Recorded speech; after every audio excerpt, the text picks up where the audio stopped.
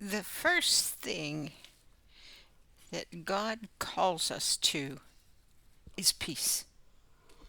Peace of mind, peace in our home, peace in whatever we do. Grace and peace be unto you. What is grace? Grace is favor from God. You can understand you have 5 children, and that one that's obedient has your favor and you don't know it. You don't even realize it. Well, God's just a little bit different than that. He's no respecter of persons, but He surely appreciates obedience.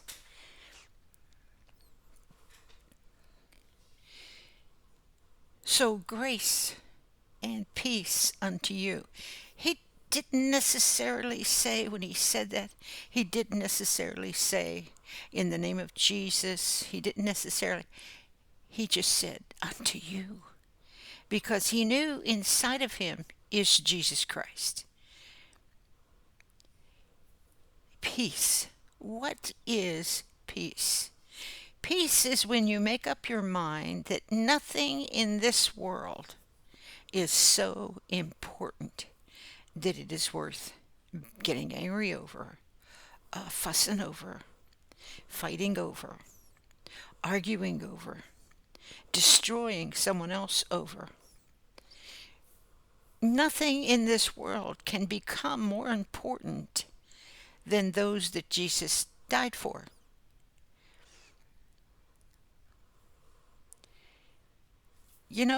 I think about how God has callings for people.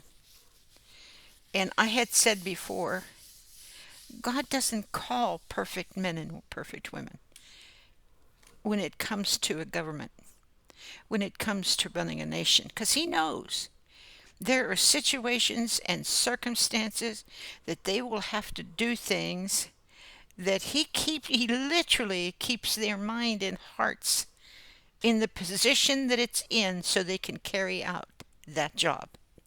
Because He knows that the wicked will run ramshot, run right over them. He knows that. He knows because He tells you that in His Word.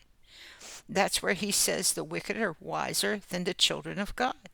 Because they are better at fighting, better at rottenness, better at coming out with so many tricks, constantly doing what is wrong.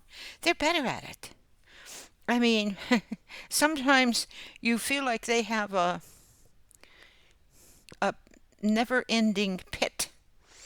They have a bottomless pit to get into, you know. Uh, and they're always pulling out something out of their evil imagination to find a better way to overcome good. And then you have those that claim to be good, claim to have God, and they say, let us do evil that good may come. But then you have that innocent one, that one that has never been convicted of what you've been convicted of, because their minds and their hearts are set to God's purpose in their life. And they don't have to measure up to you. They don't. If on the whole what they're doing is to help millions of people, help thousands of people, and you come along because they didn't do this right according to the word, you're in trouble with God. Because whether you realize it or not, it is God who called them, God who anointed them for the job, and you're coming along saying, well, they didn't, because you want to sit high and lofty and pretend you're something you're not. Because if that was not true about you, you wouldn't pick on anybody. You would recognize why this one is helping a lot of children, that they're not going to be mutilated anymore. This one is helping a lot of people that are not going to be poor anymore, where others won't come and steal from them and destroy them anymore. where someone won't come along and destroy their faith because been believing God for a long time. And then they finally give in to sin. I've seen them do that. I've seen God's children. They work and labor and resist and do everything, and then they can't take it anymore, and they throw their hands up in the air and they can't bear it anymore. And there'll always be somebody over there that has no pity or no compassion on the weaker brethren. No pity or no compassion on that someone that is not as strong as them. So they're just judges, and they think they have no idea the power of their thinking, the power of their judgments, and how it holds the weaker down. They don't have any compassion. They should leave them alone. You know, there's a there's a song that I woke up this morning and I heard that. I heard it that we are living in the day of fools and that they should leave us alone. And I thought about it. I thought about what God was saying, not the song, not the people who wrote the song. I thought about what God was saying is going on the earth right now. That people are so foolish. No matter what you say to them, no matter how you preach the truth, no matter what you do, you cannot convince them to put their eyes and look in the mirror. Look at their own hearts and minds first. Get that straight before God. Get that operating the way God would want it to operate before you dare put your hand on anyone else. I don't care if the guy or the person is the worst sinner.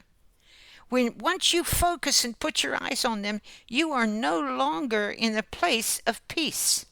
Peace that goes beyond understanding, all understanding. Not as the world gives you peace, but as I give you peace.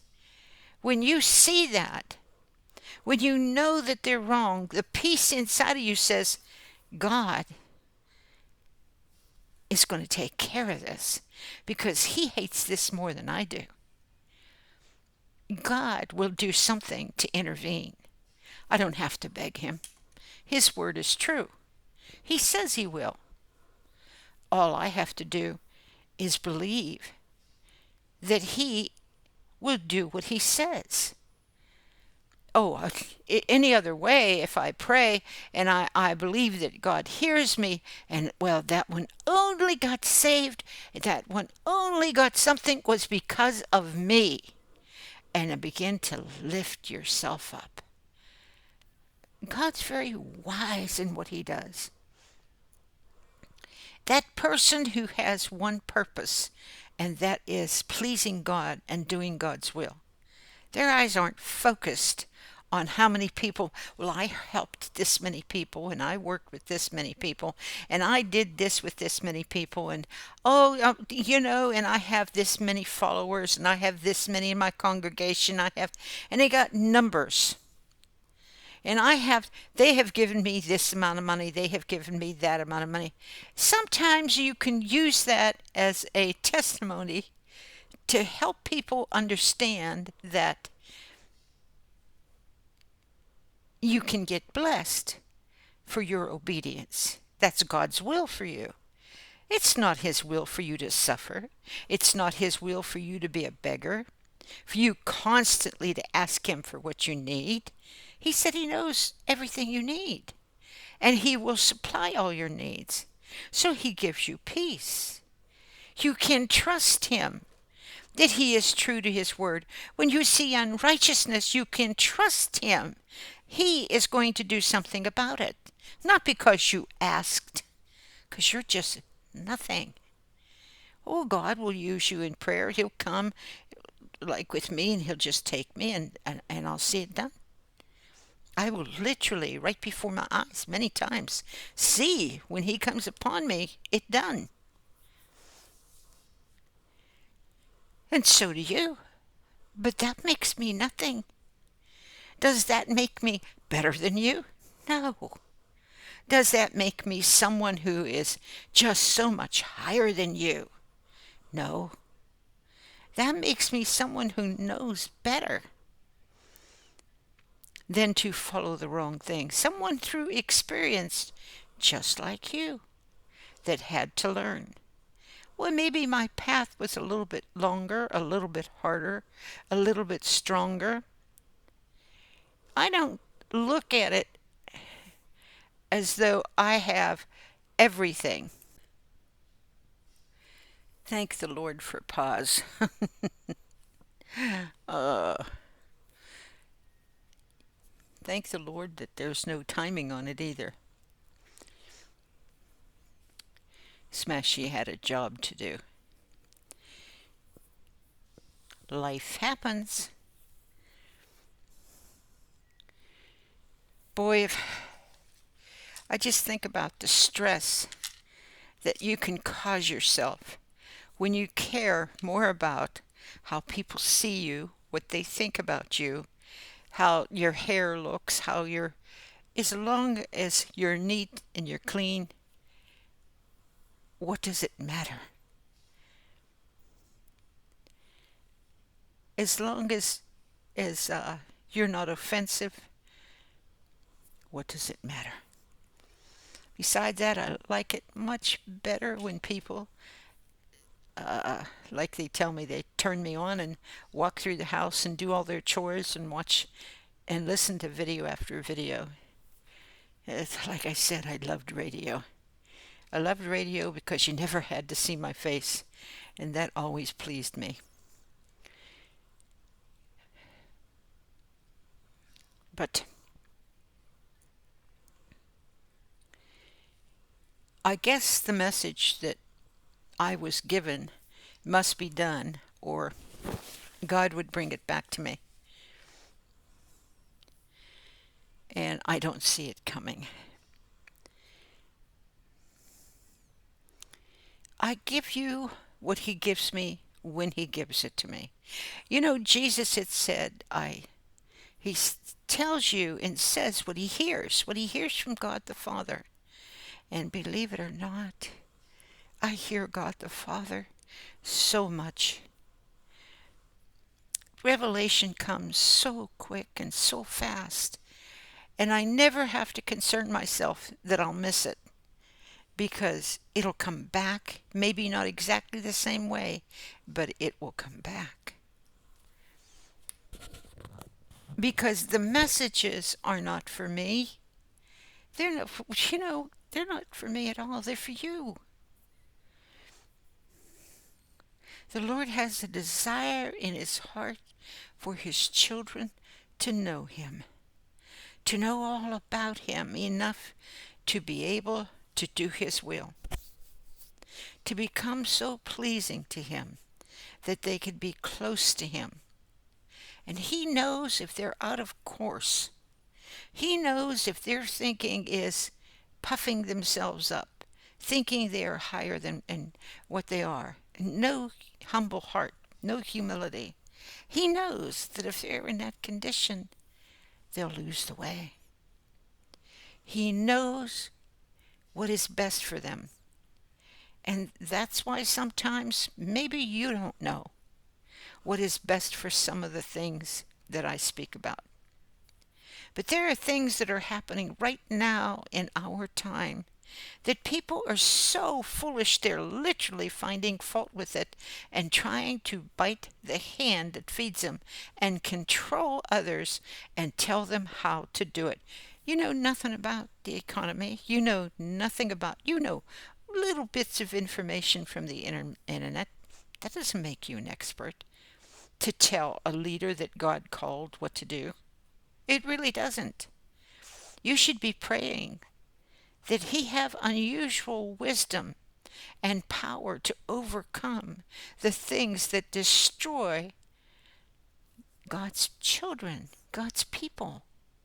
You should have enough sense to know that not to target people that are striving to do God's will, striving to change from these vile affections, from these vile things that are being done. You should have enough common sense to know not to pull them down.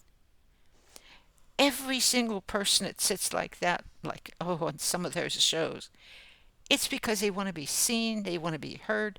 You can even see as they talk, they stick their nose up in the air. I just know this is this. I just know. Oh, and some of them are so vile in their lives, and they'll look straight into the camera and say, you should this and you should that. If you'd have been this, you would have known. What they should do is look in the mirror. That's what they should do. They're not frightened enough yet. The fear of God has not hit them. It does not guide them. It does not lead them. But on the day that God chooses that fear of God to hit their soul, and I promise you in the name of Jesus Christ, that is going to happen. And they're going to have a choice. Once and for all, they're going to have a choice where they will choose Satan or they will choose God. And once they make that choice, they will be sealed forever. They will stay in that condition because God has poured out His Spirit on all mankind. He has poured out His love, His understanding, His wisdom, His word, everything. And He just kept on pouring and pouring. And men and women who claim to have God did exactly what they wanted to. They used it according to the flesh in many cases. They used it according to their knowledge and their understanding, and never ever occurred to them there's more. Never occurred to them you do not, if you see someone even in the world that you know they could not have done what is right, what is good to save children. I'm talking about saving children from mutilation and drugs and everything else, rape and murder. You should be taking your hands off of them and say, oh God, give them the power to overcome those demons that are doing this to your children. But you don't do that. You grab a hold of them and you want to show everybody how smart you are, and you start talking about them and yapping, and you think you're just so great. You fool nobody else but yourself. Nobody. Once you set your eyes on someone else's life that God has sent His way, for God knows that He cannot call a preacher, a teacher, anybody to be what you think they ought to be. He knows that when you judge and you won't listen to Him, He knows. He knows exactly what you're doing. He knows exactly where you're going. I would be afraid to be in your shoes. Get your hands off of God's anointed. They are called in the office that God has given them. Oh, you know how you know the difference? Because the other one is vile, doing things that are so evil, willful and deliberately doing things that hurt little ones. And you have someone that's trying to save them, and yet you will turn on them. Something's wrong with your head. You have Christianity all messed up and mixed up in your mind. You have Christ where you don't give Him a place. You give place to the devil and the flesh, but you don't give God a place.